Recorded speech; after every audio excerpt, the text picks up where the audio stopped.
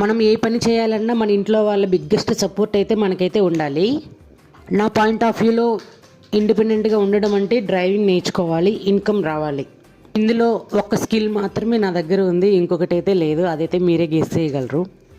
కానీ ఎప్పుడైతే మనం ఈ వంటగదిని వదిలి మనం బయటకు వెళ్ళి ఏదైనా వర్క్ చేయగలుగుతామో అప్పుడే మనకి ఇన్కమ్ అయితే వస్తుంది అని నేను అనుకుంటా. కానీ ఇది అంత ఈజీ అయితే కాదు కదా, ఫ్యామిలీ కిడ్స్ ఉంటారు కదా.